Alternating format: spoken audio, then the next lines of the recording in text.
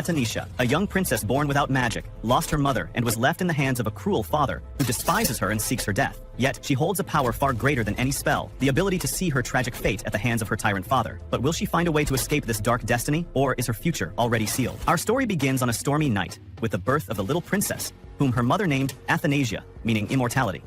The little girl was born without any magical power, but when her mother kissed her, a magic circle appeared on her forehead. The mother then wept and passed away. The servants quickly gathered because of an order from His Majesty the Emperor to gather all the possessions of his wife Diana in the palace and burn them without a trace. He commanded them never to mention his newborn daughter's name in front of him, as he had never loved his wife. Several days pass. We see the servants in the palace with the young princess Athanasia, but they don't care for her much. The hungry little princess falls asleep and enters a magical dream world filled with magic circles. She approaches a magic crystal with a book inside. When she draws close and bites the crystal, it breaks, and the magic book emerges. As she opens it, Athanasia hears her mother's voice telling her, "Take care of yourself, this is your future." She then sees a glimpse of her future as a young princess, standing in the palace before her father and everyone, being put on trial for violating the decree and using a black magician to plot her father, the emperor's, assassination. Athanasia cries intensely, telling her father it didn't happen, and that they are mistaken, as all she ever wanted was his love. She begs him to save her. Her father, the emperor, tells her that she is not his daughter and that he has never loved her, then leaves, ordering them to imprison her forever. We return to reality. Athanasia wakes up, crying hysterically, and thinks to herself, "This cannot be my future." The maid, Lillian York, immediately rushes in, holds her, and tries to calm her down. Princess Athanasia thinks to herself that Lillian is the only one who comforts her. She is a count's daughter and her mother's friend, who gave up her life in a noble family to come to the palace as a maid to care for Athanasia. Without her, Athanasia would have been left to starve. She says to herself, "I'm just an infant princess, yet I know my future. Will anyone believe me?" All she knows now is that this is a world of magic, and every noble can use it. According to the legend, there is a tower that is the source of all magic, where a great magician resides, of whom it's said that it would be easy for him to erase the empire. However, the one with even more amazing magical powers is the emperor, her father. But Athanasia sees him as an unjust emperor, who banished and imprisoned her for a crime she didn't commit in her future dream.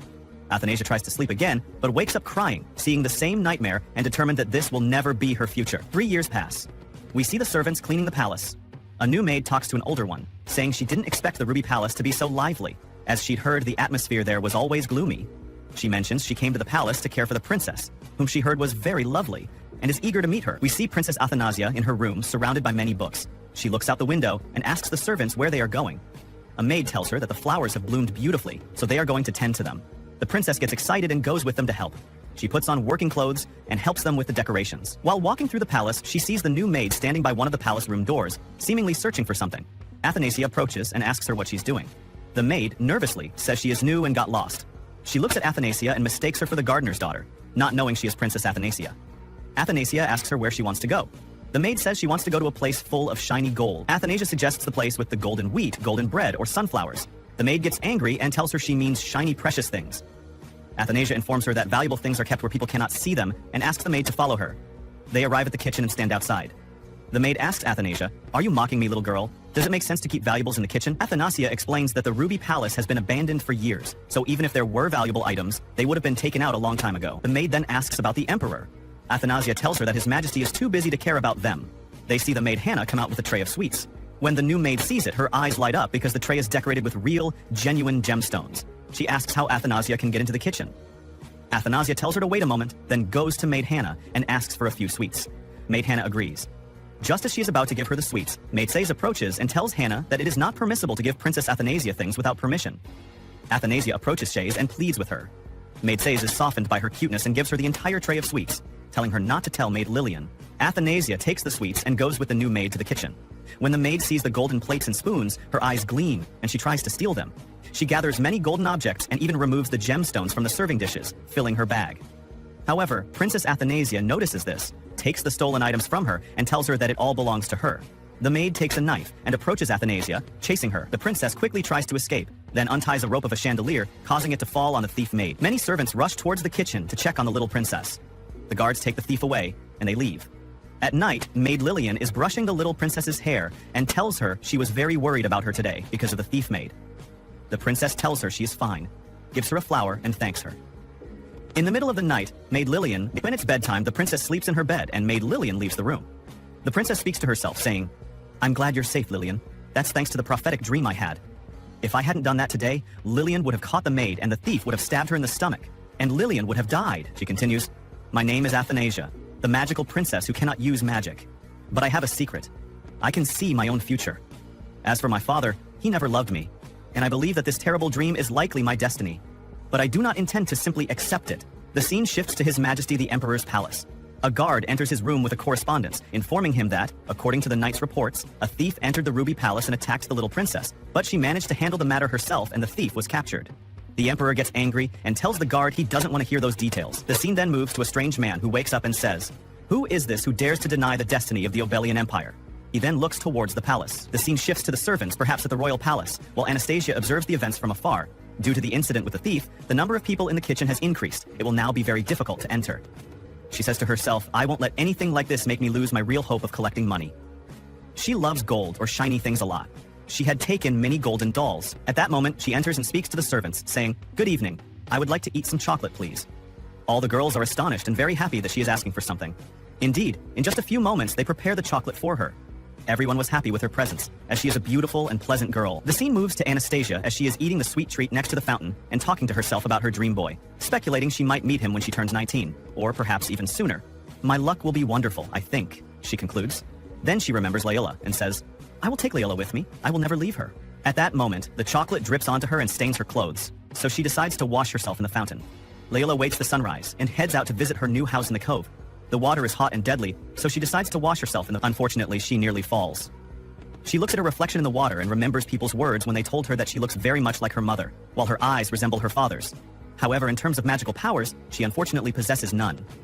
Regarding her eyes, they are very distinctive, but Anastasia says that in reality, there is another girl named Jeanette who possesses the same eyes. Then she says, "This doesn't mean anything to me. I must escape as soon as I gather the money. When I collect the money, I will immediately run away." She had a pouch of dinars, coins, with her, and she decided to hide it in the forest because the front security at the palace is very strict. She kept walking until she reached a certain place and wondered, "It's not the Ruby Palace, so what is this place?" She approached it more closely and entered, finding it completely empty. She remembers hearing some maids say that they were going to reinforce the security well and specifically search the princess's room. Therefore, she quickly ran under her bed, took her money, and went with it to the forest to hide it. However, after a few days, she returns once more to retrieve it. She searches for it left and right. At that moment, she finds that a squirrel has dug it out. She calls out, "Wait, little squirrel!" But it doesn't heed her and runs away quickly. Here, she decides to look for a peanut to offer it so it will leave her jewelry and eat the peanut instead. The plan was successful. This means that there is now no safe place in the forest. She thinks and says, "I must find a safer place." Then she remembers that rented place and goes to it directly. She walks through its halls and finds no one. How can this towering place be shelterless and unknown to anyone, she wonders. Not only that, but she kept walking until she reached the main square, where she finds statues, perhaps made of pure gold. But here, the great surprise happens. She turns around and finds two large people who say, "Since when was this small insect in our palace?" But one of the people deduces that her eyes are exactly the same as his own. She says to him, "Father," but we don't know now if he is her father or not. She then asks, "What exactly is the story? Is this my father? Is this the Demon King's palace? Did I come to the wrong place? Where exactly can I get out of here? I want to escape quickly." The man tries to remember and eventually recalls a girl who is indeed riding a horse. He remembers her and says, "You are Anastasia." Then he recalls what happened at that time when the servants were sitting and said she was a good girl named Anastasia, which is what her mother named her. He says to her, "You have grown up a lot." Then he holds her cheeks and pinches them a few times. Then he tells his servant, "Bring tea immediately." She tries to run away because she doesn't want to drink tea with him, but he catches her quickly. Then her jewels fall onto the floor.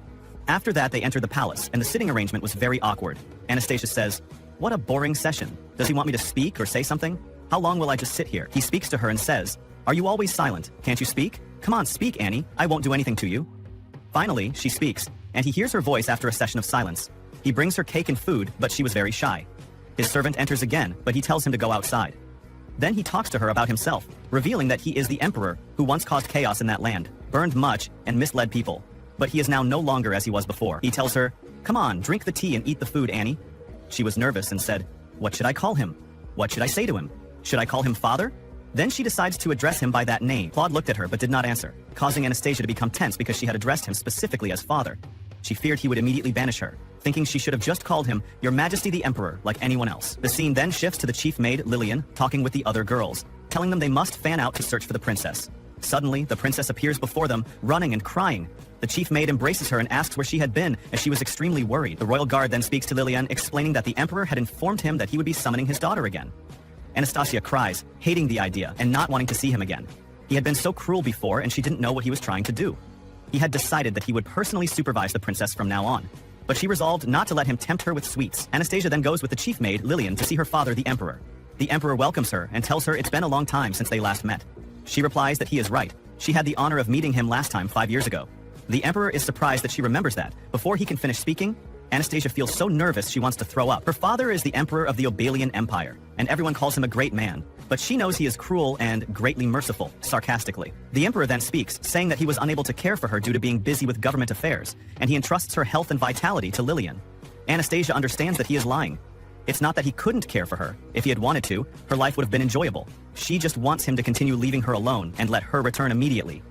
The Emperor continues, informing Lillian that he heard everything about the incident at the Ruby Palace. From now on, he will personally oversee the princess, and she will receive treatment appropriate for a princess. We move to the maid staff, where Hannah tells her friend Says that she never imagined the king would come to the Ruby Palace, and they are now certain that the princess's life will be filled with happiness. We then see the Emperor sitting with the princess at a garden table for breakfast. The princess is still nervous and thinks to herself that she was supposed to avoid her father and live quietly, as her future disaster is caused by meeting him. As long as she never meets him, she can change her future. Yet this is extremely frustrating. The maids place many sweets on the table. The princess is amazed and thinks this is indeed appropriate princess treatment. She thinks to herself that her father was very cold to her before, and she doesn't know what he is trying to do with her.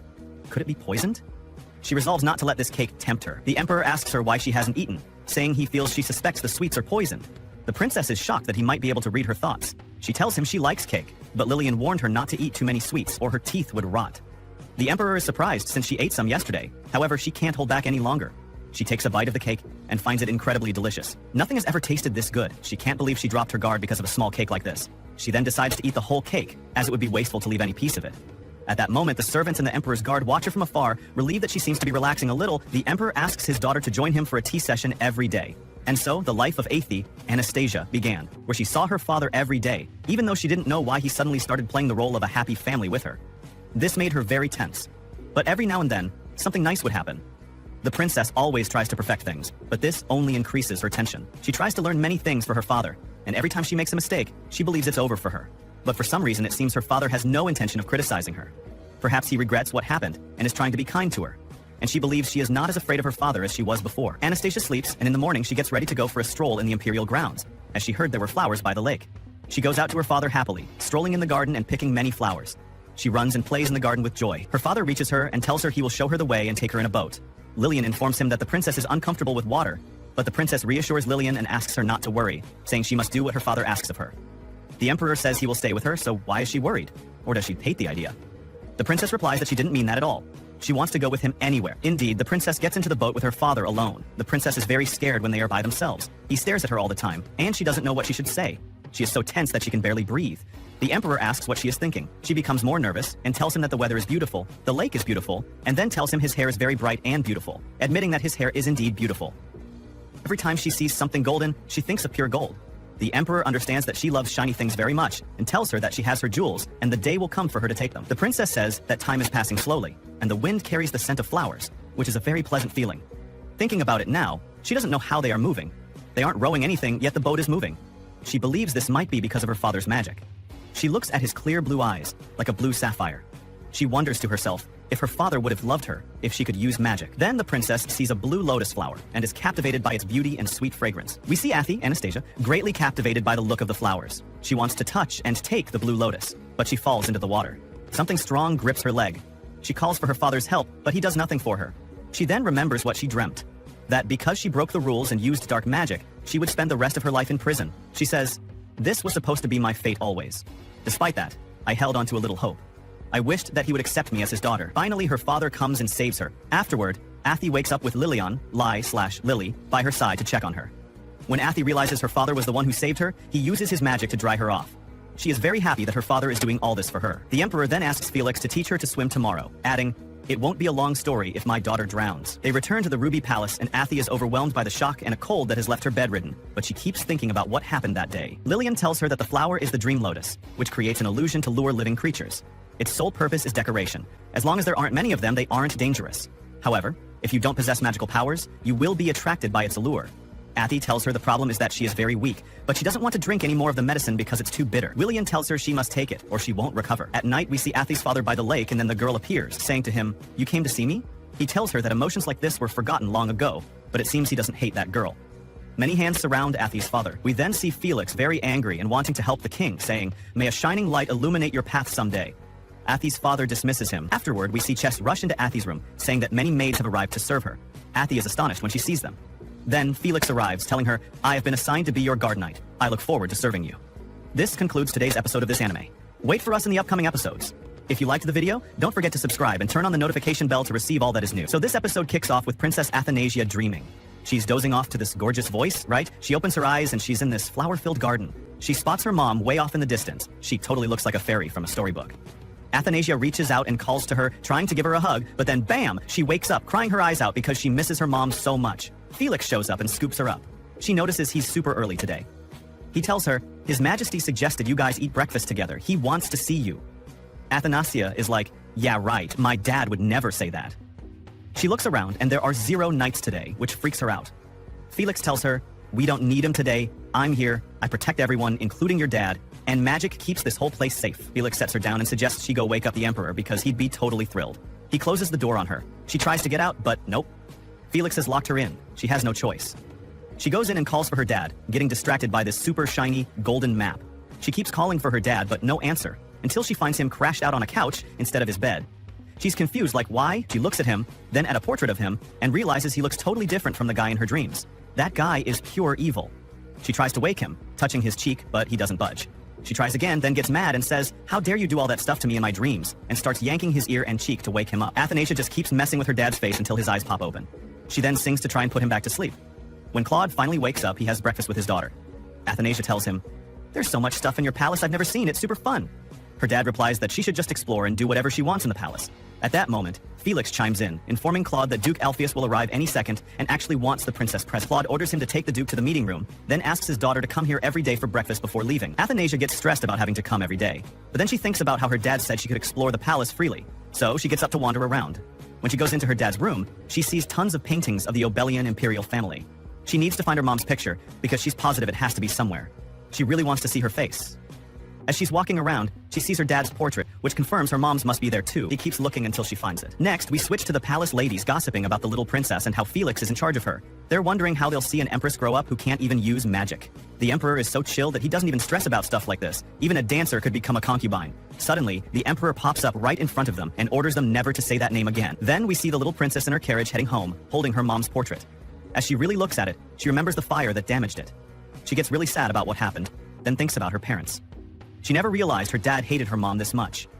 After that, she goes to sleep. The next morning, she goes to the servants and tells them she's eating breakfast with her dad. They show her the way. She sits down at the table, completely pumped to see her dad. Claude acts super cold, pretending he hasn't seen her. But she doesn't care because she does most of the talking anyway when they're together. She feels like her dad is bored when she talks, but she ignores that too. All she has to do is not bring up her mom. At that point, Claude asks her what she's thinking about. She asks him about his favorite tea. It smells amazing and she wants to try it. Felix immediately jumps in and tells her that the flavor would be way too strong for her. Athanasia gets sad, but Claude agrees to let her drink it, since there's no reason not to. When Felix puts the cup down, she takes a sip and finds it totally delicious, like flowers blooming in her mouth. Everyone gives her a weird look. Athanasia gets nervous, wondering if she said something she shouldn't have. Felix breaks the silence and tells her it's rice tea, and her dad drinks it a lot because he loves it. It's a type of black tea from her mother Diana's homeland. Felix tells Ati again that it's rice tea, which His Majesty drinks a lot, a kind of black tea from Diana's home. Ati had said the same exact thing Diana did when she tasted it. Then the Emperor says, "I don't recall anything like that," and tells Felix, "You're running your mouth too much today, leave us alone." We see Ati is bummed because her dad clearly doesn't want to talk to her about her mom. The Emperor then tells Ati, "You're too young for tea, drink milk instead," and leaves her. Ati gets upset and thinks to herself that he hates her so much and that even in the future, he won't need her. Ati cries and burns all her pictures and drawings. The next day, Ati is sitting alone at the table. The maid apologizes that the Emperor isn't there because he has other business and official duties, so she should start eating first. Ati waits for her dad all the time. Felix shows up in the evening, and as he arrives, she leaves. She then hears the maid talking to Felix. Lately, her appetite has been terrible. She won't even eat sweets. The Emperor's behavior the other day must have shocked her. When Diana was mentioned, his mood totally changed. He doesn't want to talk about her. But I'm sure the princess wants to know about her mom. Felix replies, "But the Emperor's whole mental state was messed up 5 years ago. There are no remaining statues or portraits that show what Diana looked like." Ati stands far away, listening to them talk about her mom. The maid says she wanted to see her mom. Felix interrupts her, saying, "The Emperor can use transfer memory magic. Let's try it. He'll agree for the princess, I'm sure of it." Ati screams at them, "Don't do it! Don't say anything to him! If you talk to him about Diana, he'll hate me even more." She cries and cries, and the maid calms her down. Felix tells her, "The Emperor doesn't hate you or Diana. If you don't believe me, come with me to the Sapphire Palace. Remember when I told you why His Majesty doesn't have a knight assigned to him? The real reason is that he casts protective magic to ensure his safety. Anyone who tries to enter without permission gets blocked. That's why the Sapphire Palace doesn't need guards, and no one tries to get close. This is the extent of his protective magic. Watch from far away." Felix demonstrates that the barrier won't let anyone hostile get in. He concludes, "The Emperor trusts you and Diana. There's no way he hates you." After that, Claude uses his power to restore the images to how they were. He talks to himself, saying, "I was able to forget." But he looks at the pictures, and Athanasia walks in. She tells him, "Actually, Atty hasn't seen you for 2 days, so Felix said that if Atty came to see you, you'd actually see Mommy's Atty, but if you were busy, Atty would just leave."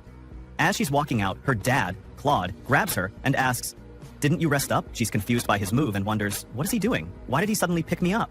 Then he takes her to the bedroom, lies down on the bed, and tells her to sleep. She tells him she's not sleepy. He asks her to sing that song, the one that drives away his nightmares.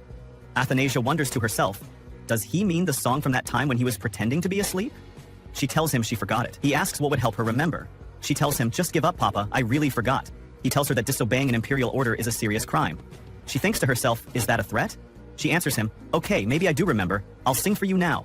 She starts singing, and her dad, Claude, uses his power to make some stars appear. Athanasia falls asleep next to him. He says to himself, "What a sassy girl. She's just like her mother." Athanasia dreams of her mother and father in the garden and thinks, "I didn't know Papa smiled like that." It's like her mom is saying, "This is true happiness." And that's how the episode ends. If you liked the video, hit the like button, don't forget to subscribe, and turn on the notification bell so you get all our new stuff. Hello girls, hello boys, welcome to a new video on the channel. Today we are all ready with the summary of chapter number 5 of A Charming Princess. Our little princess Athanasia has grown a little more. She has new problems to face, especially the fact that she doesn't have magic. Although her father loves her more and more, so there's no drama on that side. Of course, she's doing some things with magic books that could get her into a lot of trouble. After that, this guy who was investigating the whole time shift thing has already shown up. But anyway, tell us what you thought of this chapter number 5. Please leave your likes, comments, and you can also subscribe to support the channel. The scene shifts to Cloud having to get up after that sweet nap together because Felix says there's someone looking for him, and it seems Cloud has an idea of who it is. And Athanasia wakes up too, from another perspective. We go to the Emperor's throne and see that the person who needed to talk to Cloud is called Alpheus, who asks him that since the princess is already old, she should find a playmate, or someone to help her study. And of course, he suggests his son, Ezekiel, who is 3 years older than Princess Athanasia, and who could help him with the whole issue of raising her. Obviously, this Alpheus wants to be close to the Emperor, to power. After that, we see that Athanasia arrives at the throne and knows that this guy doesn't have very good intentions, that he simply wants to get closer to Cloud. Since he was the one who presented that day when Athanasia was exiled, he presented this girl named Jeanette Margarita, whom he baptized the true princess of the kingdom of Obelia. Just like that, she approaches her father, sits on his lap to say that she doesn't need any kind of friend or help to study, that she has learned a lot, and yes, the truth is that she is a pretty smart girl, Athanasia, and it is clear that she doesn't need anyone else. But the ugly one doesn't shut up and asks her if she is also doing very well in the subject of magic, because he knows that obviously the princess can't use it. So that was a low blow. After that, Cloud gave in and told her that for now his daughter didn't need anyone. But this thing about magic is true. Athanasia may know a lot about the world, its laws, Obelia, but she has no magic, and sooner or later she believes that someone could challenge her for the kingdom, for everything she has, in a duel of magic, and she wouldn't be able to do anything. Therefore, she gets access to a magic item that spins when it detects a person's magic power, and the faster it spins, the more magic power the person has. But it doesn't do anything with Athanasia, which is a bit strange, since her father Cloud has the greatest magic power in the entire kingdom, and her mother was a magic dancer. So it's absolutely strange that she can't use it. From another perspective, we see Lillian walking along the city's roads, buying some fruits and things for the princess, and everyone is obviously talking about her. It's just a matter of time before they obviously name her after the princess. It's been 2 years since they last tried to get Athanasia a study buddy. The scene shifts to the library while Athanasia was reciting what appears to be a poem with her father listening attentively. The ugly one, Alpheus, comes to him again, telling him that now Athanasia has grown up, that every time he sees her she is more charming, and that if now she is ready to have a person to study with, but that it does not need to be his son, since he has a girl his age named Jeanette Margarita. Athanasia doesn't want to hear anything about that woman and wants her completely away from her, and her father too. So she starts telling Alpheus that she knows much more than that Jeanette, that she can't help him with any kind of studies, and she starts reciting to him what Obelia's constitution is, article by article. Come on, she's an impressive girl. So Alpheus doesn't really have much else to offer that's useful. And not only that, but this supposed Jeanette also has some similar tastes to Athanasia, since a famous book has just arrived from another kingdom, and Jeanette is waiting for it to be translated so she can read it. And Athanasia gives her one as a gift to take to Jeanette, and it was just to flex. Why? Because on the cover it says that it was translated by herself, by Athanasia. Yes, she is an extremely intelligent girl. She simply asks Alpheus to bend down, and she touches his hair, telling him it's as soft as a white bunny, telling her to remember that she doesn't need anyone by her side. Silly. From another perspective, Cloud watches all this and gives her a book that Athanasia had been asking for. The scene shifts to Athanasia once again in the forest, trying to unleash her magical powers, since this book was a grimoire containing spells, incantations from a rather ancient wizard, whose name had already been lost. And one of those spells served to unleash or reveal a person's magical power. So Athanasia tries it, makes the seal on the ground, and the book disappears. It goes to another location. And here, Athanasia collides with this guy who had been investigating this temporal change that had happened. When he sees what he felt led him to Athanasia, he believes he was wrong, that she is not the one who made all this temporary change. After that, Felix arrives to talk to Athanasia, to take her away from there. But this guy with a snap of his fingers makes Felix forget what he was doing and leaves there, leaving them alone. And where this guy, who calls himself Lucas, who is the most powerful magician of all, says not to do that spell, that incantation that was in the book, because it could bring bad things, and he leaves there. Athanasia then says, and he puts out his hand, he looks at Lucas, and he leaves there. Afterwards, Athanasia tries to tell Felix that he had been bewitched, but he doesn't believe him. And with all this, Felix goes to Cloud, telling him that maybe, just maybe, the little princess needs a friend her own age since, well, she needs a boy, so she can talk about boy things. Obviously apologizing and saying that he has nothing to do with the noble Alpheus, that he is not supporting him in offering it to someone or anything like that. It's just a comment, and Cloud looks at him and says that he's basically trying to tell him that none of them can entertain a child. So Felix gets offended and runs out of there crying. The scene shifts to the afternoon. Athanasia arrives at tea time with her father, where she is especially delighted to eat cakes. A chocolate one that is her favorite, but which lately she goes to the kitchen to look for but never finds. Come on, they're stealing his chocolate cake and he doesn't know who it is, but his dad always has it. Here, Cloud directly asks Athanasia if she needs to have a friend, if she wants one, that she can choose it herself if she wants. But Athanasia tells him that it is not necessary, since her father, Lilian, and Felix are more than enough. She's fine. And basically, Athanasia wants to be calm until she turns 18 because she has to continue researching how to use her magic if she doesn't really have it. After that, he uses this book again in the spell that this suspicious wizard had told him not to do, and we see how some chains break. This book showed what her life was going to be like, which Athanasia dreamed about every night, and that's why she knew everything that was going to happen. Some magical chains are broken and something happens.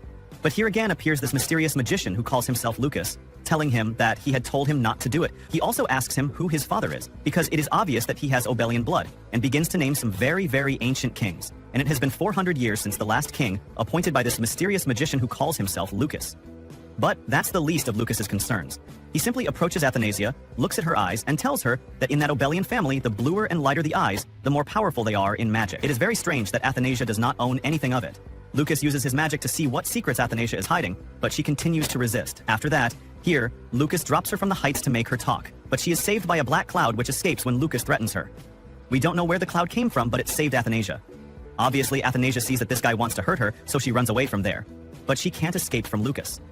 And in fact, Lucas excused here. Athanasia remembers what protective magic spells were like, and casts one. So yes, a magical power has just been activated, and we were assuming that she couldn't possess magic.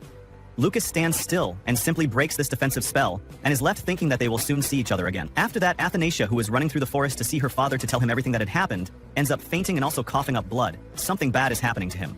Obviously, Felix and Cloud are very worried. Thus ends chapter number 5 of A Charming Princess. The truth is that a very good, very intriguing chapter 5. More years have passed. Obviously, Athanasia's relationship with her father is becoming more and more solidified. She's already the princess no matter what, but she's tried to improve in every way she can so that she won't be displaced.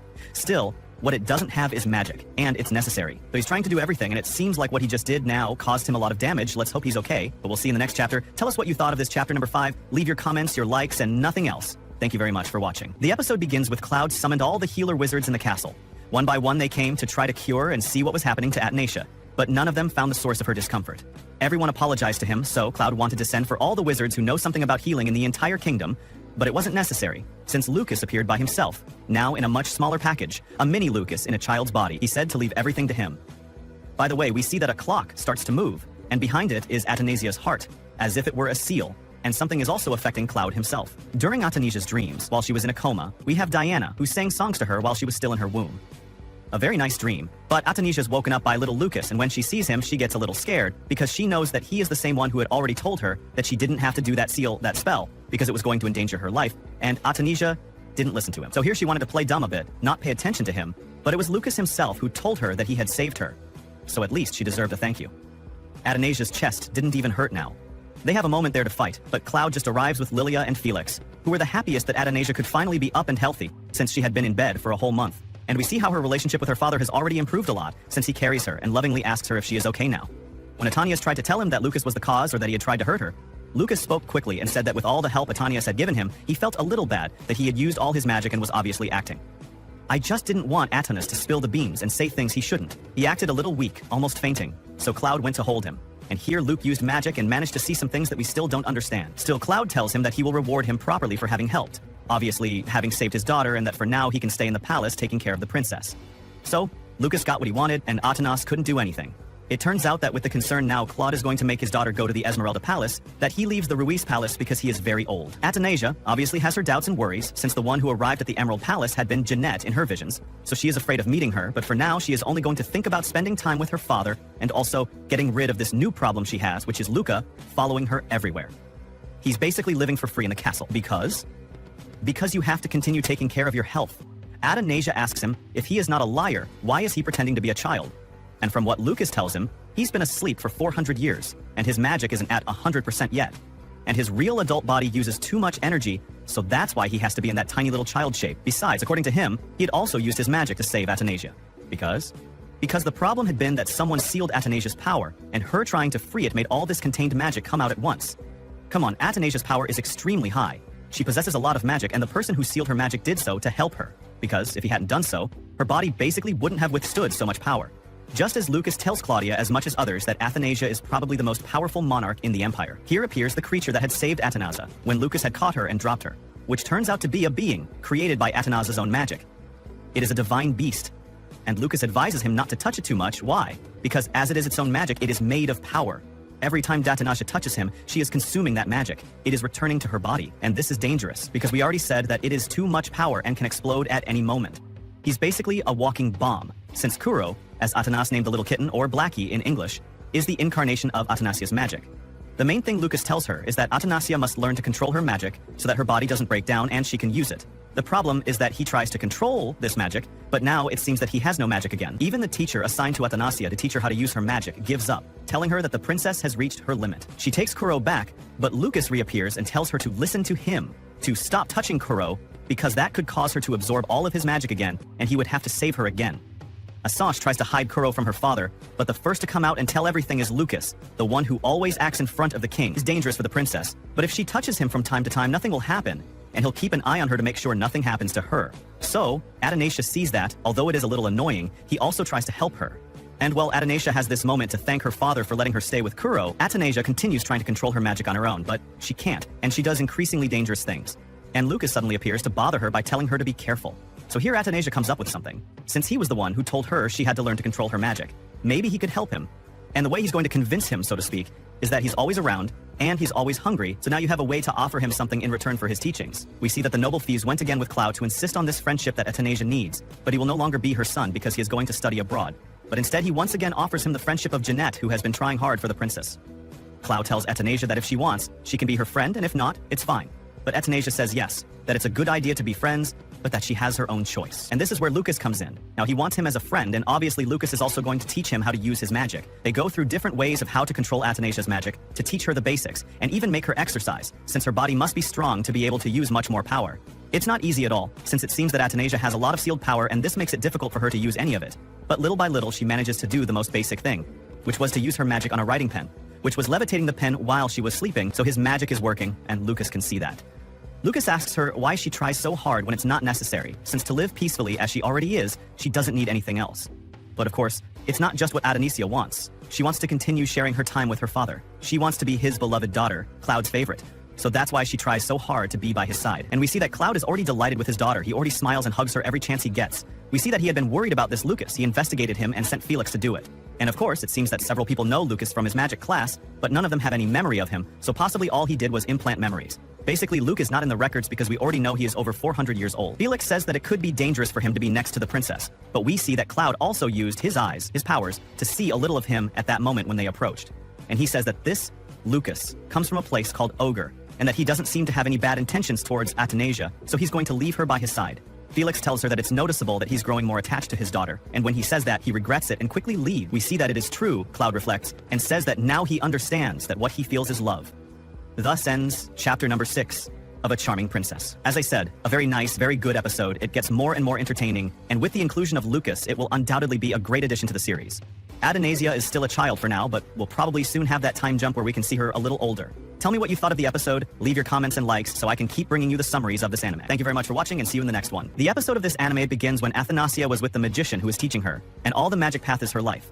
She tells him that no matter what the job is, she knows that if she works hard she can do anything, but she was completely wrong. She tells him that his sense of responsibility is very poor. The magician asks her if she is still determined to have him teach her every small detail. She replies that it does not necessarily have to be every small detail, but she is new to this and he should be a little kinder to her. The magician informs her that magic is the application of her magical power to operate the necessary elements, and before she does that, she must compose these elements through her own efforts. Athanasia gets angry with him and asks him to stop talking nonsense. The magician mocks her greatly. Athanasia asks him not to laugh at her, as she only wants him to teach her seriously and make her work while she does nothing. The magician speaks to her seriously, saying that magical power is something they are born with, and everyone uses it differently. For example, he uses his magical power to pour tea and tidy the place. Then he tells her that he does it the right way, not like she does, so she must earn it herself, or this magic will never be hers. Athanasia thinks to herself a lot, because she wants to do it alone since he did not even want to teach her the basic trick behind it. The magician tells her that he indeed did not want to tell her anything because she must acquire it herself. She begs him to tell her any detail, but the magician does not answer her and tells her that she is very foolish. Then she remembers when she was with her father, where she was trying to use magic to cut a pomegranate in half, but she could not do it. Her father asks her not to pressure herself, as long as this matter is very difficult for her. Then he tells her that she should think differently to address the problem of her magical power. His daughter told him that this matter did not cause her a problem, and she would manage it herself. Then we return to reality again when Athanasia was sitting with the magician, where she tells him that she is very exhausted. The magician informs her that what she is doing is never right, as this behavior is bad for a princess. She tells him that what she is doing is from his teaching. He replies that this is how magic is taught, and the matter was the same 400 years ago. Athanasia is astonished, because he means that he also learned magic the same way, and that he has lived a very long life then. Then she tells him that she still does not trust him, as she does not know who he is, where he came from, or his full name. He replies that he told her before that he is a great magician and that is all, and he did not tell her anything else. Athanasia gets angry with him and tells him that if she had known he was this annoying, she would have asked for Duke Alpheus' son instead of him, as he is much more understanding than him, and was not as arrogant or selfish as him. And he tries to understand the person sitting with him and is nice to strangers too. She wishes she had not been biased against Duke Alpheus' son, as the boy did not necessarily have to be bad because his father is Duke Alpheus. The magician gets angry with her and tells her that it looks like she desperately wants to be that man's friend. Then, he fulfills her wish and sends her from her place to that place, where she falls from the sky to the ground, terrified, as she does not know where the magician sent her. Then she falls onto that boy. When he sees her, he is impressed by her beauty and asks her if she is an angel or what. When Athanasia looks at him closely, she realizes that he is the son of Duke Alpheus, and his name is Ezekiel. When he asks her again if she is an angel or what, Athanasia replies that she cannot tell him who she is. Then she tells him shyly that he is right, she is an angel, just as he said. Then she says to herself that she wants to do anything to cover everything up. Ezekiel looks at her with wonder, because her eyes are blue like a jewel, and only the direct descendant of the imperial family possesses these eyes. Then he knows that she is Princess Athanasia of the Abelian Empire. His father then arrived and interrupted them, but Athanasia disappeared because she did not want Ezekiel's father to see her. He asks him what he is doing here alone, and Ezekiel tells him there is nothing, he was just thinking a little. We see Athanasia very worried, because if his father finds her, things will become complicated. They look exactly alike after she saw them together. After that, his father asks him, "Are you dissatisfied with your study plans abroad in Arlianta?" But Ezekiel tells him, "It's not a matter of me being dissatisfied. I'm worried about Jeanette. She cried a lot, and repeatedly said that she doesn't want us to be separated." His father replies, "There's no need to listen to everything she says. Instead of her selfish whims, you should think about the prosperity of our family. I planned for you to be the princess's study partner. If you attract the princess's attention, there will be no need for your studies abroad. But for some reason, the princess seems to consider me an enemy." Ezekiel tells him that the princess has the right to choose for herself. We cannot force her. Then his father asks him, "Are you done preparing your bag? You will leave soon." Then we see Ezekiel break his silence, saying, "I can study in Ubelia as well. Have you reconsidered sending me to study abroad?" His father gets angry, saying, "If you want things to go your way, you must gain the necessary skills to achieve them." Then they leave. The princess comes out and asks Ezekiel, "Are you all right or not?" saying, "I didn't mean to eavesdrop, but I heard everything that happened between you." We see Ezekiel very sad. Athanasia says to herself, "I can't go back now. I can be here for him instead." Then she talks to Ezekiel, asking him to tell her about his worries and not to be so sad. Ezekiel becomes very happy that she will listen to him and asks her, "Do you feel pressured by your family?" "I am proud to be the successor of my family, but this means I am not allowed to act on my own. Sometimes it's hard to understand the reason for my existence in this life, and sometimes the scenarios my father creates exhaust me." Athanasia says to herself, "He's about the same age as me, but he's balanced." In my dreams, Ezekiel, with his father, always made me think he was cunning like his father. I never imagined he would have this sensitive side, always worrying about others' perception. It's not an easy thing for anyone. After that, Athanasia talks to Ezekiel happily, saying, "You should finish your studies as soon as possible. It bothers me that you don't possess the sufficient skills to get things done." Ezekiel laughs a lot, saying, "I was telling myself that you are absolutely right. The power struggle between the nobles never ends. Standing up and facing all that, that's what my father is training me for. He might seem cold-hearted, but that is an expression of his kindness and affection. As the successor to the family, I want to live up to his expectations." Athanasia smiles slightly at Ezekiel, telling him, "You are a very strong person." Suddenly, the magician uses his power and brings her to him, saying to her, "It seems you had a fun time. If things had continued that way, I wouldn't have been able to have dinner at the Duke's house." Athanasia gets angry at him and hits him, saying, "Because you sent me there and then dragged me back here doing as you please. Think about my feelings for once. You do whatever you want and won't teach me magic. You don't think about other people's feelings. You are terrible. Suddenly I disappeared without saying goodbye. He must think I'm very rude. I'm very upset." Then the magician suggests that she go back and explain everything to him. But Athanasia gets very angry with him, saying, "Don't complicate things more than they already are. Listen to me for once. I can't stand staying with you." Then the scene shifts to the garden, and the maid says, "Since the magician arrived, vitality has pulsed in the princess." Athanasia hurries off, and Lillian asks her, "Your Highness, it is almost time for dinner. Where are you going?" Athanasia says to herself, "That Lucas, he is very provocative. I will not talk to him anymore." She says, "A week has passed already and I still can't use any new magic. What does he mean by acquire? I don't understand. If things remain like this, everything I saw in my dreams will happen." Then her mother calls out to her, and Athanasia is surprised and says, "What was that? It was as if I heard Mom's voice." Then her mother's image appears on the water, and Athanasia asks her, "Am I truly incapable of doing anything?" Her mother tells her, "You worked hard. It's okay if you can't use magic. Of course, you are my beloved daughter." Athanasia goes to hug her mother, and while hugging her mother, Athanasia falls into the lake. The magician senses that Athanasia is in danger, so he uses his power to go to her and save her. Athanasia uses her power to save herself, and asks herself, "Did I use it?" The magician replies to her, "Yes, you acquired water magic. It's not like I came here to save you. I just happened to be passing by." Athanasia asks him, saying, "Lucas, did you see that? I used magic." She is happy because she used her magic and tells him that she is moving away from the Lotus of Dreams. Then she tells him, "You are arrogant all the time, really. But your words had an impact." Then she thanks him and asks him, "Will you continue giving me magic lessons, please?" Lucas replies that he agrees and tells her, "Let's go back." He asks her, "I'm not scaring you, am I? You know I'm a powerful magician, yet you punched me." Athanasia replies to him saying, "So what if you are a powerful magician? Would you punch back?" Lucas replies, "No need. I don't intend to fight a child." Athanasia tells him, "You are a child too, so this is what you meant by acquire. This is not difficult at all." Then Lillian rushes to her and asks her, "What happened, Your Highness?" Athanasia replies to her, saying, "Everything is fine. I just lay down on some grass." Then Claude comes from behind her and asks her, "Lay down on some grass? And what is the nature of the magic you were studying?" And so, today's episode ends. If you liked the video, please click like, and don't forget to subscribe to the channel and activate the bell button to receive all new updates. The anime episode begins with Ionasia trying to move her teacup using a wind spell while with Lucas. She successfully casts the spell and the cup moves. Thrilled, she tells Lucas she can now move objects from afar. Lucas replies that he never expected her to learn so quickly. He truly is a genius. He announces it's time to teach her something much more spectacular. She immediately asks if she can learn magic to make someone float. Lucas shuts her down, saying her dreams are getting ahead of her. He explains that moving objects remotely is just the basics. If she wants to make someone float, she first needs to master moving much larger, solid objects. When Athanasia asks what kind of larger objects he means, Lucas proceeds to levitate everything around them, including Anasia herself. Terrified, Anasia begs him to stop. After he finishes the demonstration, he asks for her opinion. Sure, she must be thoroughly impressed now. Frightened, she stammered, "You're right, you are the most amazing. But that was my teacup. Please bring it back right now." Anashade then laments that learning magic is too difficult. She doesn't understand how others do it. She decides to go talk to Ezekiel.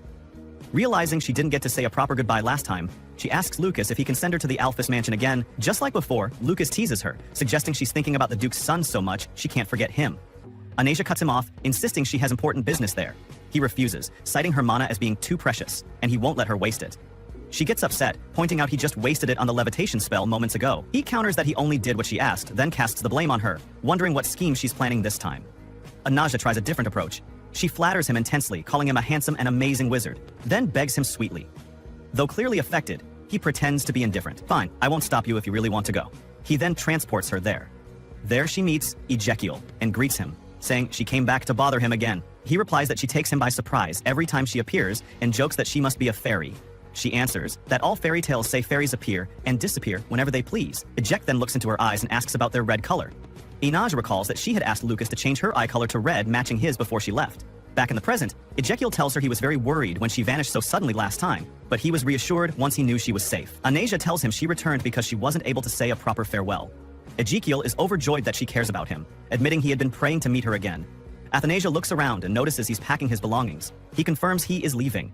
The ship headed to Atlanta arrives in 2 days. Athanasia is saddened that he will be moving so far away from her in the capital. However, she recalls that he is the future duke and is supposed to grow up surrounded by love and protection. He is also fated to fall in love with Jeanette, become her sweetheart, and live a happy and fulfilling life. As she moves around the room, she trips over a suitcase and falls to the floor. But Eject catches her before she hits the ground. He then gathers the books that scattered. Inaja looks at him and thinks to herself that he truly works hard. She hasn't even read those books yet. Eject tells her that his father's arrangements are correct. Despite Atlanta being far away, it has excellent teachers. Athanasia asks when he will return. He replies that he will return when he is worthy to face the princess. Jeanette arrives to see Ezekiel. She asks him to read a book with her and go outside, but he firmly refuses. She asks if someone is in his room. He tells her he will close the door and rejoin her shortly, then excuses himself from Anasia, saying he won't be long. Athanasia comments to herself that Jeanette must be a very lovely child based on her voice. She realizes that this is Jeanette, the figure who has appeared in her prophetic dreams all this time. Jeanette's mother was the Duke's younger cousin and Anasia's father's former fiancé. There were rumors that her mother slighted Anasia's father when he wasn't the heir to the throne. When he claimed the throne, he ended the engagement based on her previous behavior. She later vanished after becoming involved with another royal noble. She died giving birth to the child with jewel eyes, Jeanette. Jeanette was then adopted by the Duke, grew up to be beautiful and elegant, eventually catching her father's eye once Duke Elphus introduced her, and becoming beloved by everyone as the happy princess. Anasia concludes, "I'm supposed to hate her." Suddenly Lucas appears and states that Jeanette is a chimera, a child created using black magic. They proceed to follow and observe Jeanette. Anasia asks why they are tracking them. Lucas assures her not to worry. He set up a magical curtain so they cannot see them.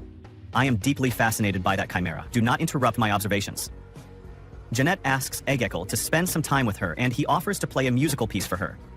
Lucas speaks to Anasia again, stating that the more he looks at this chimera, the more he notices her mana wavelength is impure, as if it's mixed with something else. She is surrounded by an aura of black magic. Anasia gets angry, telling Lucas he's overreacting. "She's a beautiful and charming girl." Lucas points out, "You defend her too much. She has the blue eyes of the Oilian royal family. Could she possibly be your sister? Come on, let's follow them." Ezekiel asks Jeanette if she would like to hear a specific musical piece, but she says no. She loves everything he plays. Athanasia speaks up to Lucas. "That's enough. Let's go. This is not something we should be eavesdropping on." They continue watching Ezekiel play for Jeanette, and Jeanette begins to cry. Ezekiel stops playing, and Jeanette apologizes, saying she just wanted to listen to his piano playing. He assures her he will play again. Jeanette asks him to stay, saying she wants to hear him play the piano as usual. Ezekiel reveals that leaving was his father's idea. Jeanette insists she will talk to the Duke and ask him to let Ezekiel stay. He tells her, "This is my wish too."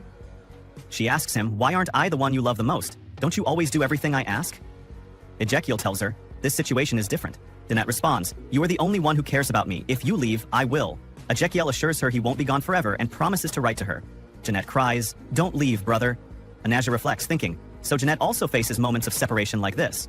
She begs, but she is powerless to change the situation. Anasia remembers herself begging her own parents and questions why her father didn't care about her. "We both lost our parents at a young age. Jeanette is just like me. We are both lonely." She returns to the present and says to herself, "I don't know why, but I really want to see my father right now." Lucas asks her, "You saw her future, didn't you?" Anasia denies it, saying, "Seeing the future is something even my father can't do." She asks Lucas why he is talking about this with a child. Lucas replies that she is no ordinary child and tells Athanasia they are heading back home. He muses to himself, "How will things develop from here? My interest is growing more and more." Athanasia mentally says goodbye to Ezekiel and Jeanette. The scene shifts to Anasia, rushing excitedly toward her father, telling him how much she missed him. Claude comments that she shows up whenever she pleases. Felix says, "Your Majesty, you're acting like a crow today." Anasia asks, "Am I cute like a crow?" Felix replies, "You are the cutest on the entire continent." Claude tells Felix, "Don't spoil her too much. Keep a 10-foot distance from her." Claude then asks Athanasia, "Why did you suddenly come looking for me?" Anasia replies that she's been studying magic all this time and hasn't had a chance to see him. She missed him. Claude asks, "Is studying magic exhausting?" Anasia says, "It is exhausting. I don't get enough sleep every day, but I will absolutely not give up halfway." Claude tells her, "You must have exerted yourself more than I imagined. I initially thought I would just accept it when you suggested giving up, but I see your determination now. Go on and keep working at it." And Anasia asks him, "Will you always love me, father?"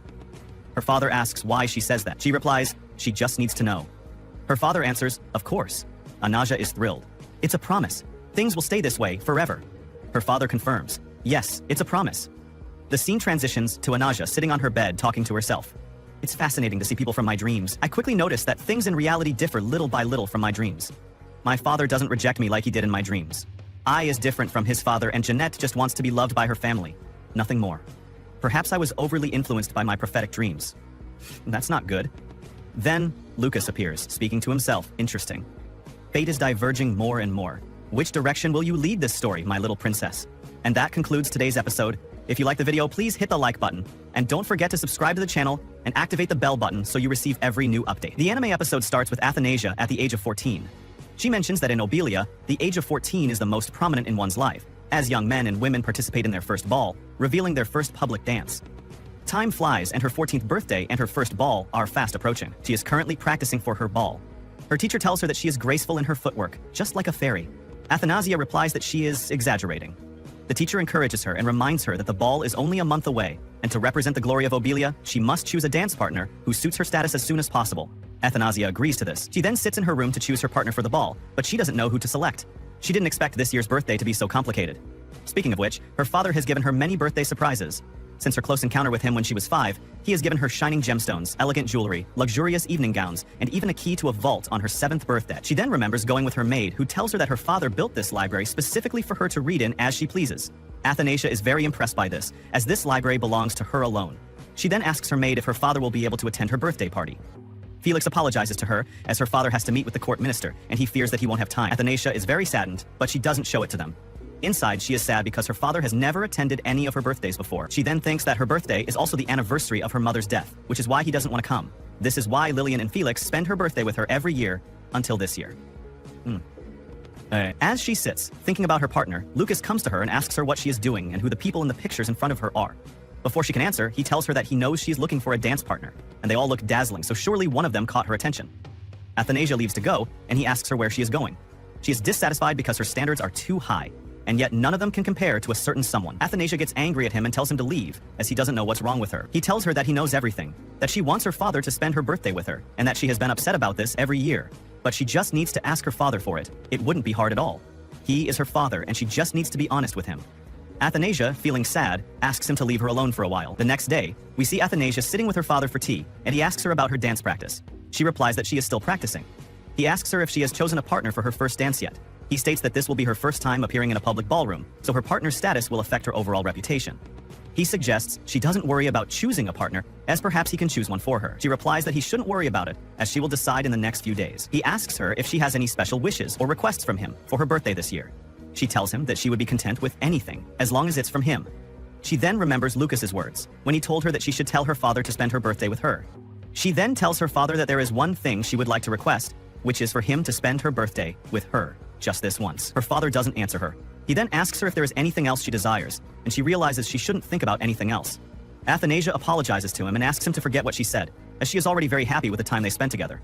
She then asks to be excused. As she is leaving, Felix comes to her and asks to accompany her on her way. She asks him if she was too selfish to ask her father to spend her birthday with her.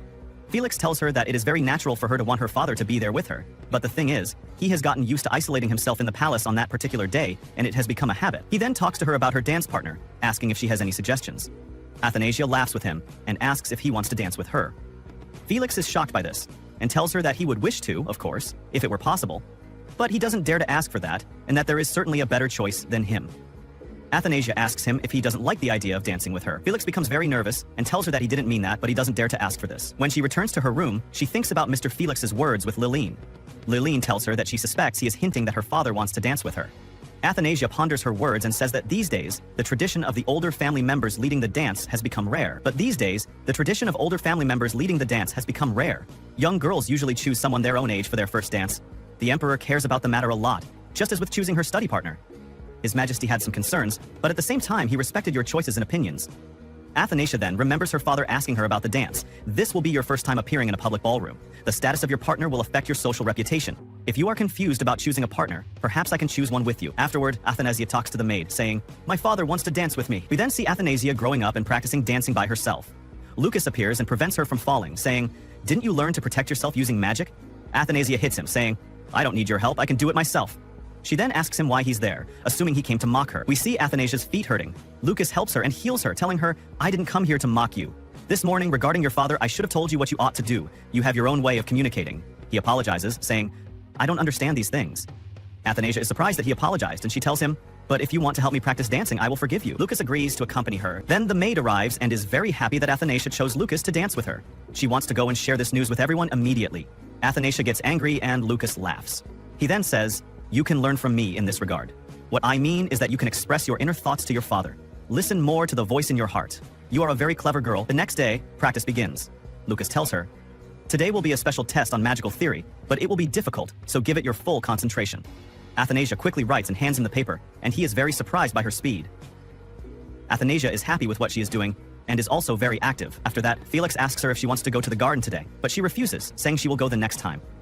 Lillian and Felix are surprised that she is so busy and very secretive, neglecting them during this period. We also see Athanasia neglecting her father and not visiting him, which negatively affects his morale. Then we go to Athanasia and see her drawing something. Finally, Athanasia goes to her father the next day and apologizes for her delay. He tells her, "No problem, I wasn't doing anything." Athanasia then eats and tells her father that she loves talking to him very much. Claude speaks to Athanasia, saying, "I haven't seen you at afternoon tea recently. I started to think you didn't want to see me." Athanasia replies, "Actually, I was preparing a very special gift for you, father." Claude responds, "You don't have to give me any gift." Athanasia says, "You've always made sure to give me surprise birthday gifts over the years, and I'm always very happy. This year, I want to return the favor and give you a gift, father." Felix asks, "What do you mean? Instead of receiving gifts, you want to give one?" Athanasia informs him, "There is no law in Obelia that prevents me from giving gifts on my birthday." Felix responds, "You are right." Claude then says, "You've always been unique. Do you have something in mind?" Athanasia answers, "Yes. Despite all the different paintings you have in the palace, I always felt like something was missing whenever I looked at them. So I drew this for you. I hope you like it." Felix speaks, saying, "So you isolated yourself in your room all this time, Your Highness, sacrificing sleep and rest just to draw this by yourself? And you even used expensive magical dye?" Athanasia replies, "Yes, I hope this painting is preserved forever." Claude says, "Besides your regular studies, you also received dance lessons, and yet you managed to find enough time to draw. You've always been diligent in your work." Athanasia tells him, "You always wish for my happiness, so I hope this gift brings you happiness too, father. At the ball, I want to fulfill your birthday wish, so I have a request." She then asks him, "Will you be my partner for the first dance?" The scene shifts to the birthday celebration, where they congratulate her, saying, "Happy 14th birthday, Your Highness." She thanks him, and some servants offer her gifts and congratulate her. She then asks them to eat cake and celebrate her birthday, and she thanks them all.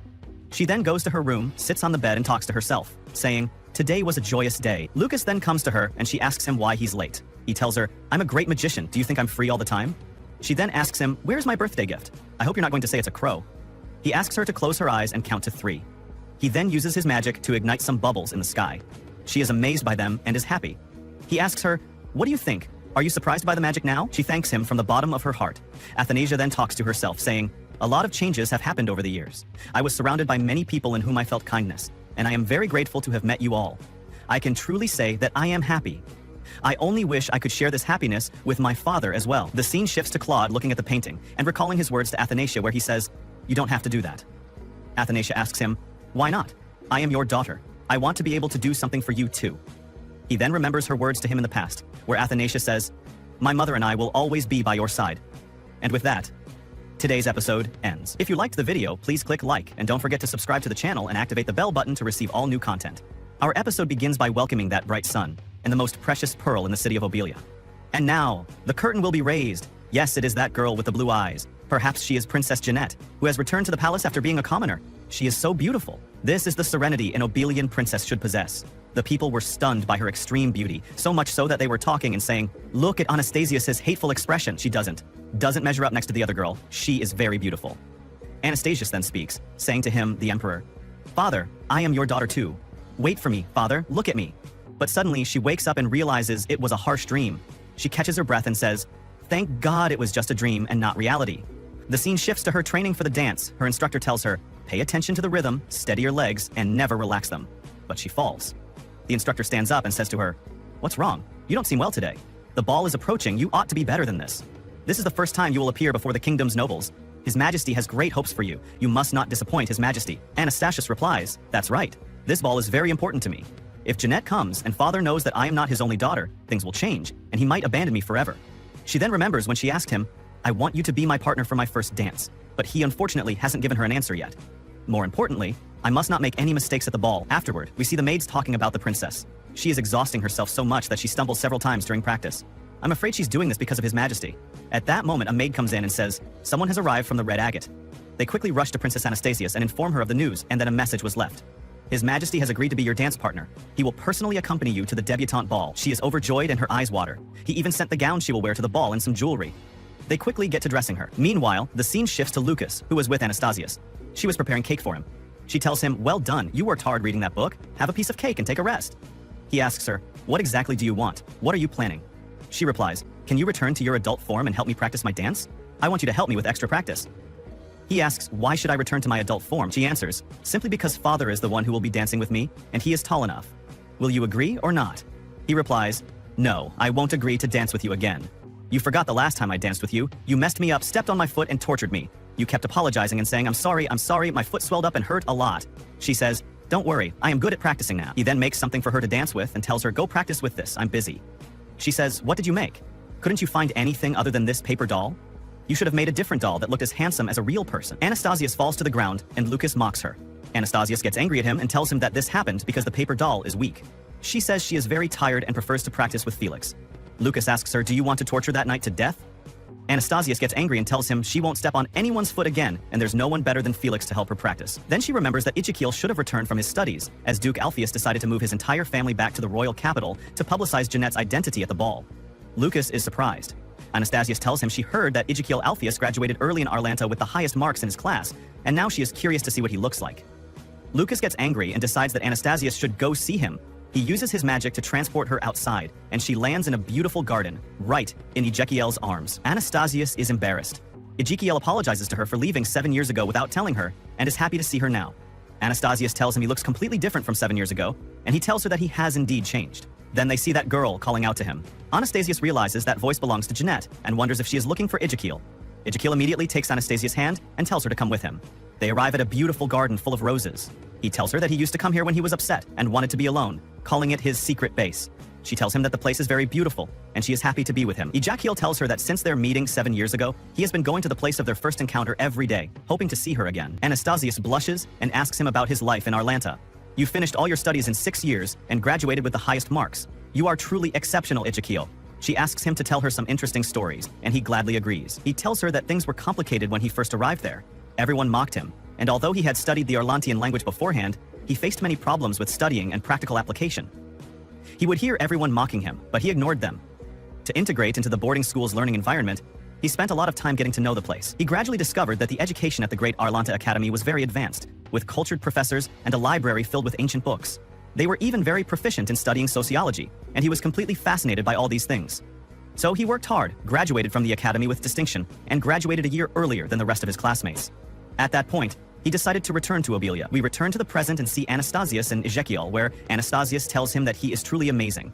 Ezekiel tells her that he is, after all, a son of the Alpheus family and cannot bring dishonor to his family name wherever he goes. Anastasius thinks to herself that she never expected Ezekiel to face all of this. He always looks like he doesn't struggle or get tired. But he was very stressed when he was studying abroad. Truly, everyone has their own struggles, so she should encourage him too. Ezekiel then tells her that there is another reason behind his early return home. He didn't want to stay in Arlanta for too long because he was afraid of missing his chance to see a certain someone. While they are talking, a large aura appears around Anastasius, and they understand that this is the time for her departure. Ezekiel tells her that next time, he will be the one to come and see her. Anastasius bids him farewell, then disappears and returns to her home, where she immediately gets angry at him because he sends her there and brings her back whenever he pleases, and that he should have warned her first before doing anything. Lucas doesn't answer her, so she asks him if he is angry. He doesn't answer again, confirming her suspicion. Then he tells her that he is in a very bad mood. She replies that she is the one who should be in a bad mood because of what he did to her. When Lucas hits her on the head, he tells her, "I feel much better now." Anastasius is astonished, thinking, what is his problem? Did he eat spoiled food, or what is wrong with him? Afterward, we see Anastasius practicing the dance with her instructor, who says to her, "You completed today's dance practice brilliantly. I hope you can maintain this level of performance for tomorrow's ball." The instructor continues, "I will end the training early today because you need to rest. That is the most important thing you need now in order to welcome tomorrow's ball. Hold on to your efforts, don't be afraid, and be very confident in yourself." In the evening, Anastasius talks to Lillian and asks her if everyone will accept her as a princess at tomorrow's ball. Lillian replies, "Yes, who wouldn't love our princess? I didn't even notice that you grew up and matured like this. When I first met you, you were so small. I didn't even dare to hold you tightly."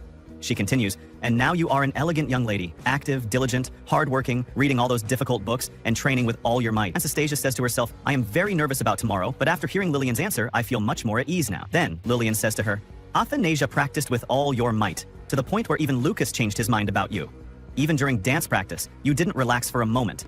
Athanasia replies, You are praising me too much, Lillian. I'm embarrassed. Lillian tells her, there is nothing to be embarrassed about. I have always been proud of you.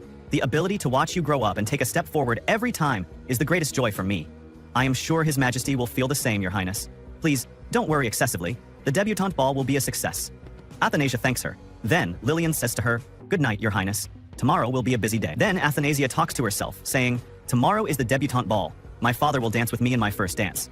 This is something that never happened in my prophetic dreams. Perhaps the slightest effort exerted can change the course of fate. Father, have I become your pride? I will work hard tomorrow. And thus, today's episode ends.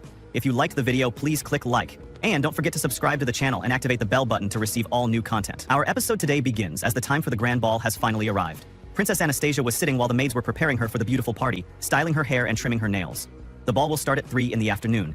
Today is a very important day, but time is like a sword. If you do not cut it, it will cut you. Time is running out, my lady. Let's hurry up. She told them, I'm hungry. But they told her to be patient a little longer, as she is still undergoing a face mask program to clear up any acne or scars on her face. We will ensure that your hair is like silk and beautiful. After that, they will put the dress on her. She was sitting excited, but also shocked to have 10 maids serving her. Finally, it was done, and we see the young Princess Anastasia, who has changed a lot. She looks more radiant than ever before. Her father sees her and finds her absolutely wonderful. Anastasia sees her father in clothes she is seeing for the first time. They are the formal attire. He extends his hand to her and tells her, you look beautiful today. She is very happy and thanks him for agreeing to accompany her. In the evening, the curtain finally falls, and Anastasia enters with her father, but she was nervous and says, may God protect us. Will the events I saw in my premonitory dreams happen, or what will happen? I am so scared of what will happen. Her father asks her when he sees her lost in her thoughts, what is the matter, my beauty? She told him, nothing, father. I'm just a little nervous. He told her, nervous? Where is the courage you had when you were little and pulled my hair and pinched my cheek? He told her, don't be afraid. You are the heroine here, so let everyone greet you. She told him that there was no need for that, but she must be patient to be more resolute. The scene shifts to Jeanette. Perhaps the dream will come true. An official enters and tells her, the ball is about to begin. She asks him, can I meet my father and sister today, really? He informs her, yes, I will reveal your identity to the emperor when the time is right. You will be recognized in the royal class.